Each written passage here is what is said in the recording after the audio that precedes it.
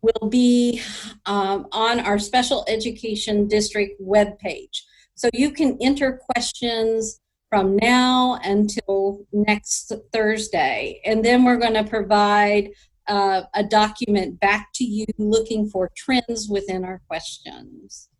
So I think that's all I have for now, and we'll get underway with Joan Ralph. Hi, I'm Joan Ralph, and I want to thank you all for attending. We want to acknowledge that this is a difficult time for all of us, and that everyone is doing their absolute best.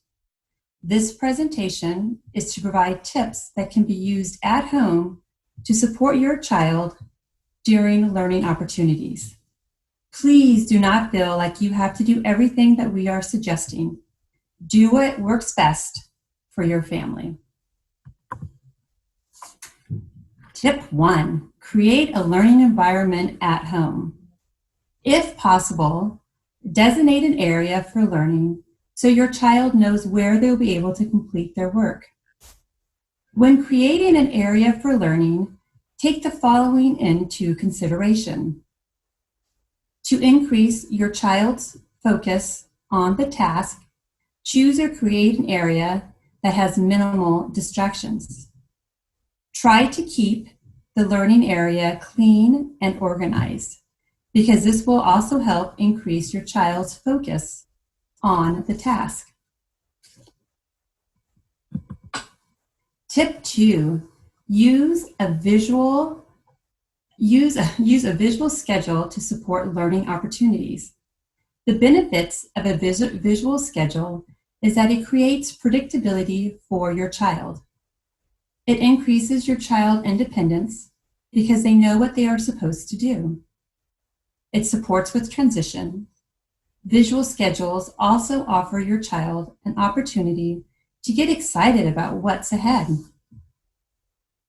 When creating a visual schedule for your child, consider their learning profile and comprehension level. Do you need to use an object schedule? Do you need to use a photograph of the activity? Can you use a color icon paired with the written word, or just the written word? Also, think about how many activities you should put on the schedule at a time. Can you put 1 or 2 activities on the schedule? Or can you put 2 or more activities on the schedule? When building the schedule, pay attention to the order of the activities, considering sandwiching activities from a preferred activity to a non-preferred activity, and then end it with a preferred activity. This will help build your child's motivation to complete that non-preferred activity. To increase your child's buy-in, have them help build a schedule with you. The following slides give examples of ways to create a visual schedule using materials that you might already have at home. Here is an example of a visual schedule that I made for my home. I used a trifold to minimize visual distractions. The visual schedule is located on the left. I chose to use pictures paired with written words. It's also mounted on the trifold with Velcro. This way, when my child finishes an activity, she could take it off and put it in the finished envelope located at the bottom of the schedule. In the middle of the board, there is an I need help and I need a break icon. That way, my child can access a break during or ask for help during an activity. Here is another example of a written visual schedule on a whiteboard. When your child has completed a task, they can either mark it off or erase it. Notice at the end of the schedule, they have something exciting and fun to look forward to. Free choice.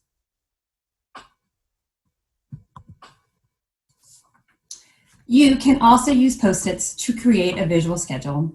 On the left, there's a first, then. First, math worksheets, then computers. And on the right, There is a series of tasks to be completed, which can be marked off as the child completes each activity.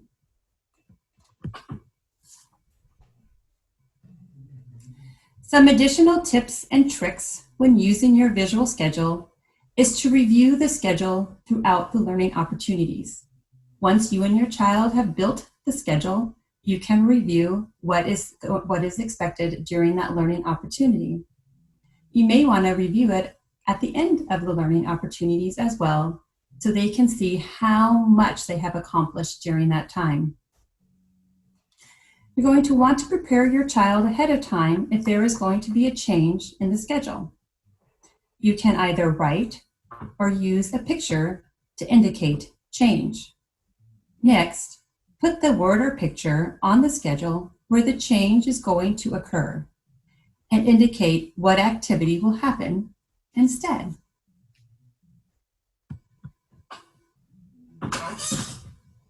Another way, tip 3, another way to use schedules to support distance learning are to consider using mini task schedules. You can think of mini task schedules as schedules within a schedule or a recipe for a task or an activity. Mini task schedules are a great tool to support your child's independence in completing multiple tasks or completing a project or task that involves more than one step. Consider your child's learning profile. Break down the steps. Involve your child in this process. You can do this by discussing the steps, writing the steps down, or making pictures or drawing the steps. All along the way, check for understanding. Involve siblings in this task, if you can, or even consider having your child connect with classmates in order to break down the steps of an assignment. Check the Google Classroom and check the assignments that your teachers have provided for students to complete in order to break down the task. Here are some examples of mini task or work schedules. On the left, you have a mini task schedule with both pictures and words. Again, you want to consider your child's developmental capabilities and address their learning needs. When you create the schedule, along the way, review it, check for understanding, and when they complete steps, praise and reinforce that they've put the effort in. On the right, you've got an example of another work schedule that answers the basic questions that most students need to know as they're engaging in learning opportunities. In this example, the work that's being completed is math. How much work is being completed is made clear. It's problems 1 through 5. How will the student know when they're finished? They'll know when they're finished when the work is checked off. And at the end of the task, they're going to know when they're done and earn a break. Always consider at the end of a challenging or a non-preferred task or a series of steps, what's the payoff? And that payoff in this one is taking a break. Tip 4, use first, next, then as a way to motivate your child and make a series of tasks predictable. Again, consider sandwiching tasks, as Joan mentioned earlier in the presentation. Have your child complete tasks in an order that, or perhaps the first one is non-preferred or more challenging, preferred puzzle, and then perhaps less preferred or more challenging tasks, such as tracing a letter, followed by another preferred task. This system, these schedules and work systems can apply to academic tasks. They can apply to functional tasks such as doing the dishes, doing laundry, cleaning one's room. Breaking down the steps and using schedules can support in a range of activities and tasks within your household and in order to create academic learning opportunities. Another way to do this is to just arrange the items, be it activities, or worksheets left to right, or stacking them top to bottom, or even designated a space for to-do work and all done or finished work. And again, at the end of the tasks or a series of completed learning opportunities, always consider a reward at the end or some sort of movement activity or break, something that is reinforcing for the child and is more likely to enable them to complete tasks the next time you present them. In this one, it's bubbles. Tip 5, as much as possible, provide choices in the learning opportunities or any tasks that you have your children do at home. This will increase motivation. It will empower the child with some sort of sense of control over their own learning, which then can decrease anxiety and decrease the chance of those power struggles happening. Some examples are listed. For instance, one of them might be, do you want to sit or stand during learning opportunities? Do you want to use a crayon or pencil? What materials do you want to use? Again, at the end of that work completion, what's that reward going to be? What's that payoff for your child? You can have your child choose the order of activities or choose from a range of activities. Many teachers in their Google Classrooms have provided a wide array of choices for children to complete during the day in order to meet their distance learning needs. Again, refer back to those resources in that Google Classroom and connect with your teacher if you have any questions. Tip 6, use positive reinforcement. What's the payoff for the child in completing these tasks, especially in a challenging time, in a new environment with lots of distractions around and fun toys and fun activities that they may want to engage in? They're also missing their friends and their learning community. Things are a little bit different. So as much as possible, be sure to provide some praise or reinforcement and reward time after they finish things and that are challenging, especially those non-preferred activities. Build in time for rewards throughout the day, and you're more likely to see them engage in those activities throughout the day that may be challenging or less preferred. When you praise your child, praise them with specific language, and that will increase that behavior happening again. Specific praise is magic. You might want to just label what they're doing by saying, hey, you know what? I know that math work's really hard for you, but I love the way you just sat down and got right to it. Great job. You can also provide some tangible items or preferred activities after they complete those work tasks to build motivation. And also be aware of your child's developmental learning ability. How long can they work for? Follow the guidelines in the distance learning guidance documents that are on our website. How much time should your child be spending doing distance learning at home? Make sure you embed those movement breaks, and make sure before you move on to the next activity, they've had some time to feel some pride in completing those activities with a preferred activity or toy. Tip 7, have fun while learning.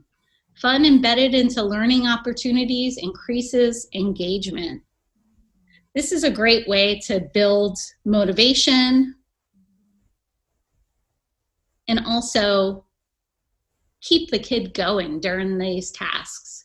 Some examples below are provided, and take into account your child's preferences and also their age and their developmental level. What's reinforcing to them?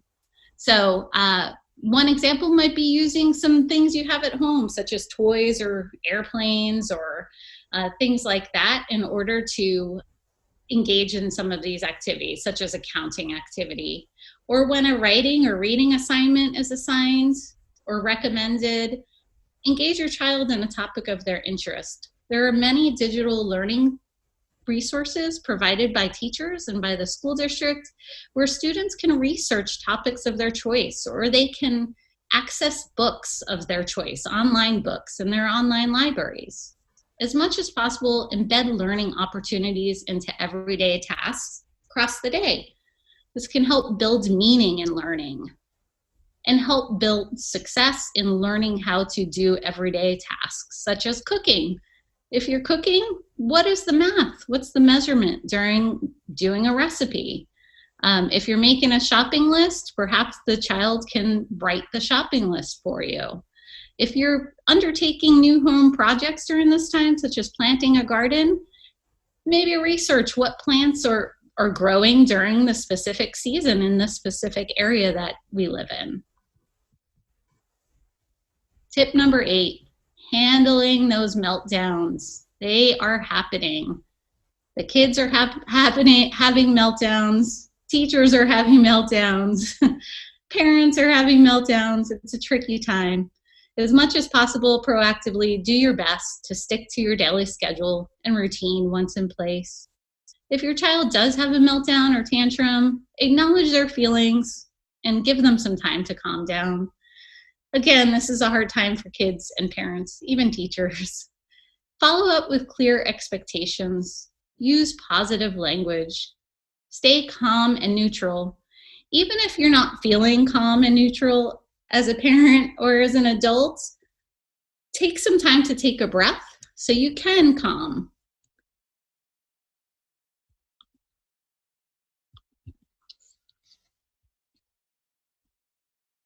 I'm sorry, I lost the presentation.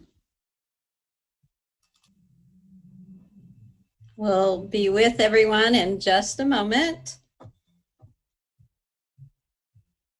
So Ingrid, you will share your screen now. I think that Joan was knocked off. Yes, I will share my screen. Okay. Oh, it looks like Joan's back. Oh, good.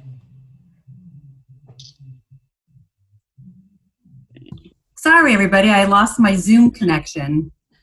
No worries. These things happen. All right. If you can get that back up, Joan, we'll continue. Okay. Can you see my screen yet, Pam, or do I need to reshare it? I think you need to reshare. I'm not. Okay, you're not seeing it?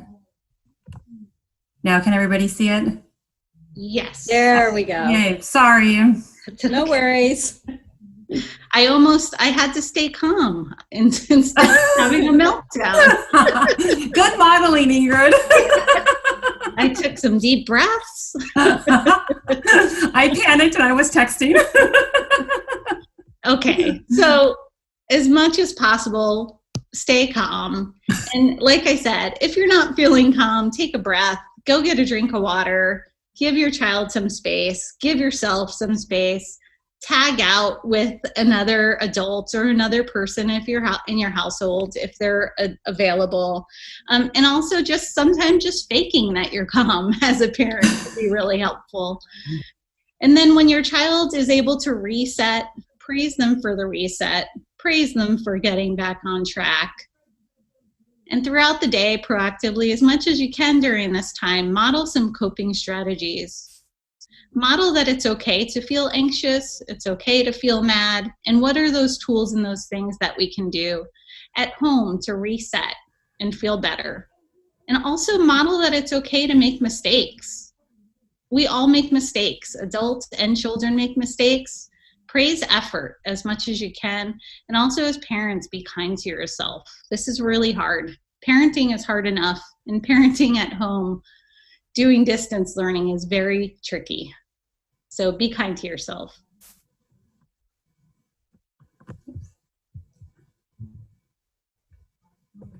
There we go. And Pam? Pam? Thank you, Ingrid and Joan. Yes, please, as Ingrid said, be kind to yourself. Here are some tips for self-care. Schedule time with friends or neighbors to call and check in. Don't forget to reward and reinforce yourself. A walk in the neighborhood can be invigorating. How about a piece of chocolate or a phone call with a friend? 3-minute meditation, art activities, or creative time for yourself. And reading, for example. These are important. Ask for help. Reach out to your classroom teachers or case managers for help or guidance on supporting learning opportunities. You're not in this alone. We're ready, willing, and able to support you. And do take a break. This is a segue then to our next family support session, which will be next Thursday, again at 3 o'clock. It will focus on just this, tips for wellness and self-care. Again, I would like to emphasize within the PowerPoint, there is the link to the question document. Feel free to enter your questions. We will look at those and respond back with answers. And we really thank you for attending. In this PowerPoint, there are further resources here for you. And there it is, family support session number 1. That is the question document. And again, we thank you for attending. Have a wonderful day. Don't hesitate to reach out to district staff for support. Thank you.